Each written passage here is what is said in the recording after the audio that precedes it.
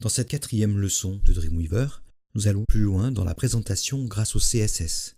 Ce sera l'occasion de découvrir de nouvelles propriétés. Nous allons comprendre le code hexadécimal, découvrir le panneau CSS, faire la connaissance avec l'unité de mesure EM et apprendre à se servir du sélecteur de balises. On va maintenant s'occuper de la balise header. Donc là, il ne s'agit pas d'un identifiant, mais simplement d'une balise. Donc il suffit de taper le nom de la balise. Header, tout simplement. Puis accolade ouvrante. Accolade fermante, en faisant Alt parenthèse. Je me mets juste après mon accolade ouvrante, et puis retour à la ligne. Et là, je vais centrer le contenu de mon header. Je vais taper T comme texte, et je vais choisir text-align. Puis, je vais choisir Center. Un petit point-virgule. Je valide, et bien entendu, tout le contenu de la balise header est désormais centré dans mon container. On va changer la couleur d'arrière-plan du header. Donc nous allons taper la lettre B comme background-color. On choisit background color. Et puis, on va cliquer sur le bouton couleur. On choisit une couleur. Un petit peu au hasard, ça n'a pas tellement d'importance. Ouh, c'est beau. Un beau rose. Et on applique. Voilà, comme ça on voit bien où se trouve notre header. On va maintenant détailler un petit peu cette histoire de padding. Padding, c'est la marge interne d'un élément. Chaque élément se comporte comme une boîte qui serait rectangulaire. Et donc le padding, ça va être l'espace qu'on va créer entre les bords de la boîte et son contenu. Donc je tape P comme padding et je vais choisir padding top, c'est-à-dire l'espace qui va se trouver au sommet de mon contenu, à l'intérieur de ma boîte. Par exemple ici, je vais choisir 10 pixels, je tape 10 px, point virgule. Et là, vous pouvez constater quand vous validez en cliquant à droite qu'il y a un espace de 10 pixels qui apparaît au-dessus du titre de la série. Notez bien qu'à chaque fois qu'on ajoute du padding à un élément, on le fait grossir. Il a mangé du padding. On va maintenant s'occuper de la barre de navigation. Et on le sait, ça correspond à la balise nav. Je vais donc taper comme sélecteur nav, créer comme d'habitude mes deux petites accolades entrantes et fermantes. Je me mets à la suite de l'accolade ouvrante, retour à la ligne. Je vais appliquer une couleur d'arrière-plan à nav. Là, cette fois-ci, je décide de sortir des couleurs WebSafe pour avoir un assortiment un peu plus riche. Et je vais cliquer dans l'icône de nuancier en forme de rond que je vois apparaître dans ma fenêtre de choix de couleurs. Et là, je vois apparaître mon nuancier. Et ainsi, j'ai accès aux 16 millions de couleurs possibles. Voilà, je peux choisir la couleur que je souhaite. Et je clique sur OK. Et puis je valide mon choix en cliquant à droite. J'ai maintenant un bel orange en arrière-plan de ma barre de navigation. Alors, il est maintenant temps de comprendre ce que signifie ce fameux dièse suivi de ces lettres et de ces chiffres, ce que nous appelons le code hexadécimal. Une fois que vous aurez compris, vous allez voir que c'est très astucieux. Ça permet de donner un nom à chacune des 16 millions de couleurs possibles sur votre écran.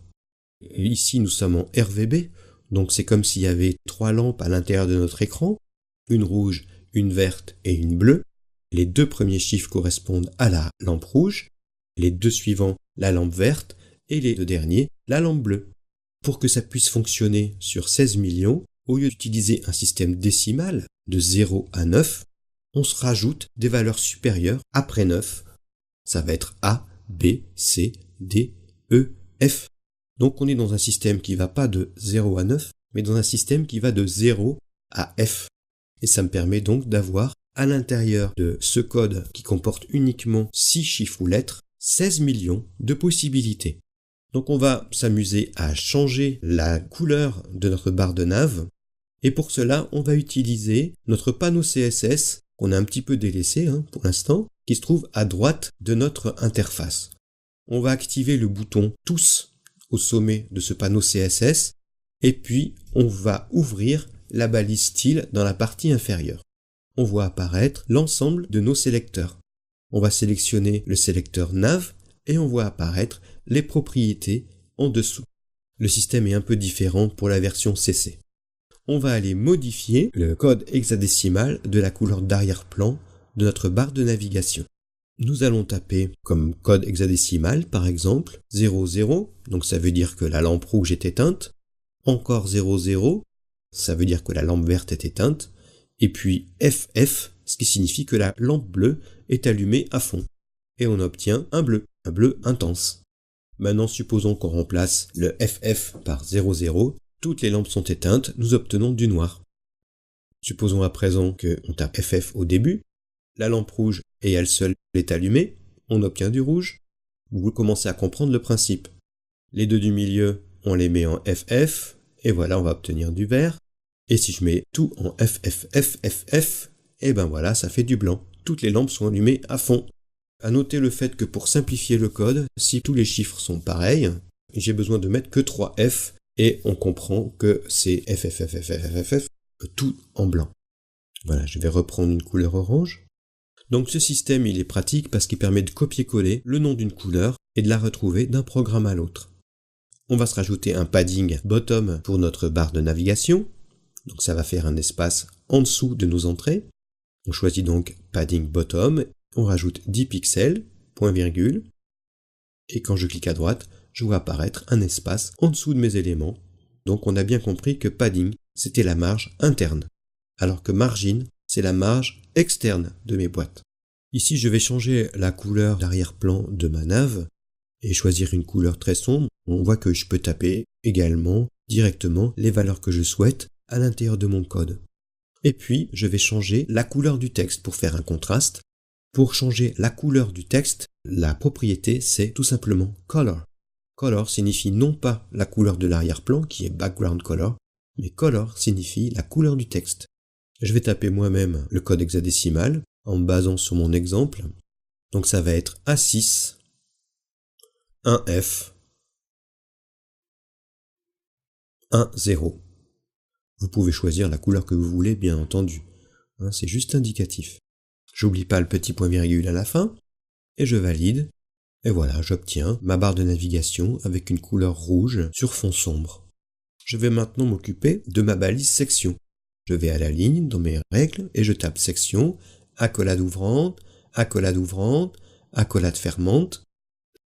Je me place juste après mon accolade ouvrante, puis retour à la ligne, ce qui fait apparaître mon menu contenant toutes mes propriétés CSS. Et je vais choisir padding, 40 pixels.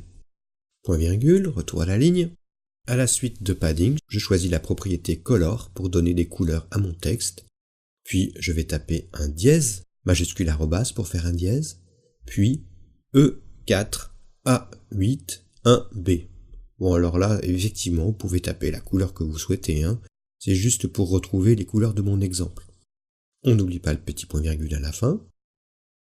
Et je valide, donc je vois apparaître le padding, l'espace au-dessus, et je vois que ma couleur de lettre a été changée, ça devient un jaune doré. Je vais à présent me débarrasser de la couleur background color de mon container. Je l'efface et je valide. Ainsi, le fond de mon container devient transparent et je peux voir mon texte avec une couleur claire sur fond sombre. À présent, je vais changer la taille des lettres. Je vais commencer par ma barre de navigation et je vais lui appliquer la propriété font size. Je me mets juste après le point virgule de ma dernière déclaration et je fais retour à la ligne. Je tape F et je choisis font size. Comme choix de taille, je vais taper 1.5 EM et puis je tape point virgule. Ça veut dire qu'on veut que la taille soit un petit peu plus grande que la normale. En gros, le EM, c'est une unité relative à la taille de votre écran, pour faire très simple. Donc 1 EM, ça va être une taille normale. 1.5, donc ça va être un peu plus gros que la normale, tout simplement. On va en rester là pour l'instant. Avec les EM, on va pas trop détailler. En tout cas, sachez que c'est l'unité la plus fréquemment utilisée pour mesurer les éléments sur les pages web actuellement, puisque vous savez qu'on a ce problème d'écran qui change de taille suivant les utilisateurs. Donc le EM, ça va être le moyen de faire des éléments qui vont se redimensionner facilement relativement à la taille de l'écran de l'utilisateur. Nous allons à présent remplir notre section avec du texte muet. Alors pour trouver du texte muet facilement sur Internet, il y a un site très intéressant qui s'appelle lipsum.com. Donc je vais dans mon navigateur et je vais sur le site lipsum.com. Voilà, tout savoir sur le lorem ipsum. C'est pas beau ça? On peut même acheter des tasses avec lorem ipsum dessus, pour les gros fous du lorem ipsum. Ici, on peut surtout générer autant de paragraphes que l'on veut en lorem ipsum. Je vais choisir 4 paragraphes et cliquer sur Generate lorem ipsum. Et voilà, j'obtiens une page qui contient 4 paragraphes. Je vais sélectionner mes 4 paragraphes. Voilà. Un clic droit, copier. Et je peux fermer mon lorem ipsum. Maintenant, je vais aller du côté création. Je vais me mettre à la fin du mot section, faire retour à la ligne. Et je peux faire édition, coller. Voilà, vous pouvez constater que j'ai automatiquement mes paragraphes mis en forme parce que chaque paragraphe est contenu dans la balise P. Ça commence par la balise P et ça finit par /P, fin du paragraphe. C'est ainsi que le texte est mis en forme à l'intérieur d'une page HTML. Je vais maintenant créer un style CSS qu'on appelle une classe. La particularité des classes, c'est que leur nom commence par un point. L'autre particularité, c'est que je vais pouvoir les appliquer manuellement où je veux dans ma page. C'est pourquoi elles sont très utilisées. Ça se comporte un peu comme un style de paragraphe, par exemple dans InDesign. Donc ici, je vais me créer une classe qui va être chaque titre de section. Donc je vais l'appeler point titre section, sans espace bien entendu. Voilà, accolade ouvrante, retour à la ligne, accolade fermante, comme d'habitude. Et là, je vais choisir Font Size. Et je vais lui mettre 2 EM, point virgule. Et j'applique. Mais il ne se passe rien parce que je n'ai pas encore dit où est-ce que je voulais appliquer ma classe. Il va falloir que je fasse un peu comme dans InDesign. Je sélectionne mon contenu. Je vais tout en bas, dans ma barre de sélection. Et dans la case classe, je vais choisir titre section. Et voilà, maintenant j'ai ma section qui apparaît 2 fois plus gros que la normale. Et je vois apparaître à l'intérieur de mon contenu, dans la balise P, cette mention classe égale titre section. Ainsi, je peux créer un réglage que je vais pouvoir appliquer avec toute la souplesse nécessaire un peu partout dans ma page comme je le souhaite. Je vais maintenant changer le titre de ma section. La première section s'appelle Watch Episode, alors je peux très bien aller dans ma nav, sélectionner Watch Episode, copier, et puis ensuite aller le coller à la place du mot section. Voilà, je valide et j'obtiens ma première section, mon premier chapitre si vous voulez de mon site, qui s'appelle Watch Episode. Je vais à présent réaliser plusieurs sections. Pour cela, je vais copier-coller la première section et j'ai besoin de pouvoir sélectionner rapidement tout le contenu d'une balise. Et si vous observez en bas à gauche de votre écran, vous avez des listes de balises que vous voyez apparaître et ça, c'est ce qui va vous servir d'outil de sélection. Ça s'appelle le sélecteur de balises.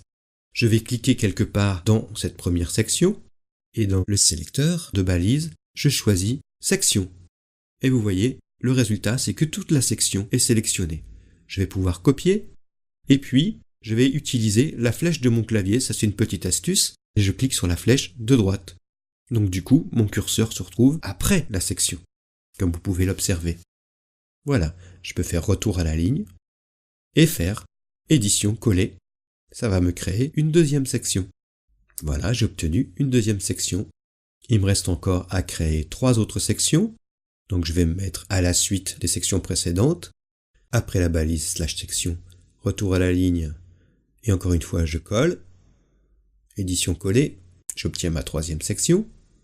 Je colle maintenant ma 4e section. Et encore une fois, je vais coller. De façon à obtenir ma 5e section. J'ai maintenant 5 fois la même chose dans ma page. Je vais changer les noms de chacune de mes sections. Ça sera plus pratique dans le mode création. Je valide. Je remonte en haut de ma page grâce à l'ascenseur situé à droite de mon écran. Puis je descends jusqu'à la 2e section. Je sélectionne le titre et tape About the Show. Je descends à la prochaine section et je remplace le titre par Cast and Crew.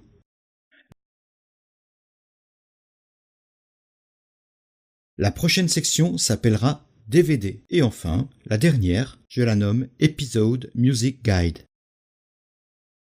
Allez, on va tester. On clique sur le globe terrestre. Regardez dans Chrome, enregistrer. Et voilà. J'ai obtenu une page que je peux faire déjà défiler avec différentes sections, chacune avec un nom différent. Je peux fermer ma page pour se retrouver dans Dreamweaver. Dans cette leçon, on a mis en forme notre balise header, notre balise nav, on a découvert la balise P, on a appris de nouvelles propriétés CSS, text align, padding, padding bottom, color, font size. On a expliqué le code hexadécimal. On a commencé à utiliser le panneau style CSS pour faire des modifications de couleurs. On a appris à effacer une déclaration CSS. On a également appris l'unité de mesure EM. On a rempli avec du texte muet. On a créé une classe CSS. On a fait du copier-coller de code dans tous les sens. Et enfin, on a appris à utiliser le sélecteur de balises.